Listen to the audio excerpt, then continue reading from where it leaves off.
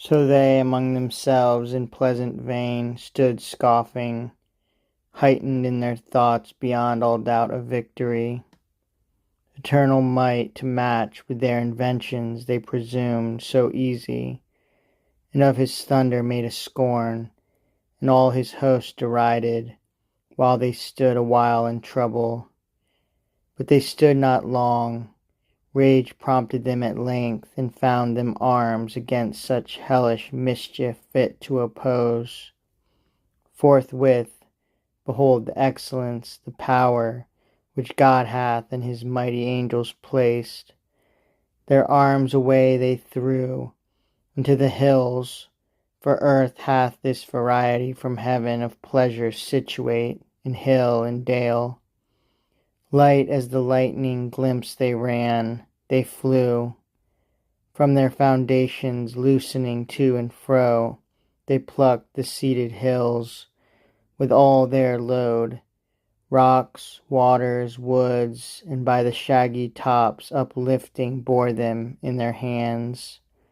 Amaze, be sure, and terror seized the rebel host, when coming towards them so dread they saw the bottom of the mountains upward turned, till on those cursed engines triple row they saw them whelmed, and all their confidence under the weight of mountains buried deep. Themselves invaded next, and on their heads main promontories flung, which in the air came shadowing, and oppressed whole legions armed. Their armor helped their harm, crushed in and bruised into their substance pent, which wrought them pain implacable, and many a dolorous groan.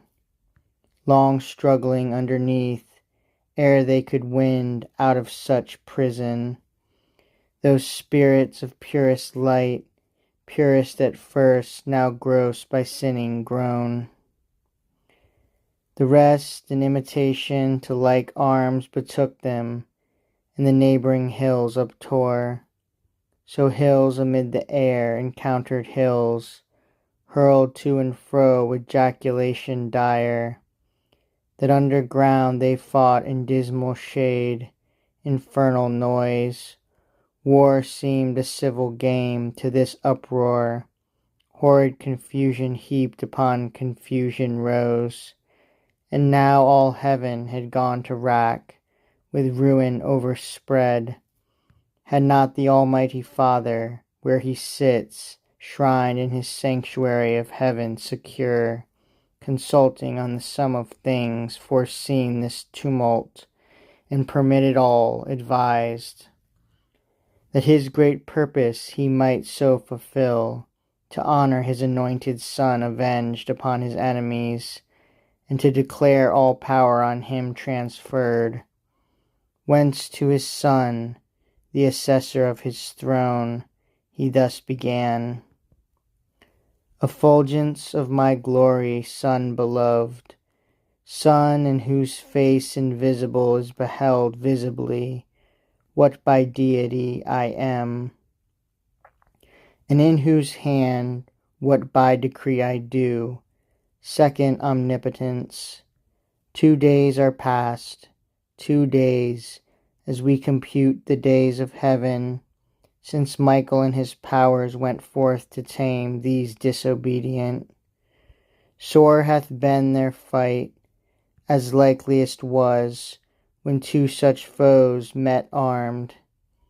For to themselves I left them, and thou knowest, equal in their creation they were formed, save what sin hath impaired, which yet hath wrought insensibly, for I suspend their doom. Whence in perpetual fight they needs must last endless, and no solution will be found. War wearied hath performed what war can do, and to disordered rage let loose the reins, with mountains as with weapons armed, which makes wild work in heaven, and dangerous to the main. 2 days are therefore past, the third is thine. For thee I have ordained it, and thus far have suffered, that the glory may be thine of ending this great war, since none but thou can end it. Into thee such virtue and grace immense I have transfused, that all may know in heaven and hell thy power above compare. And this perverse commotion governed thus to manifest thee worthiest to be heir of all things, to be heir and to be king, my sacred unction, thy deserved right.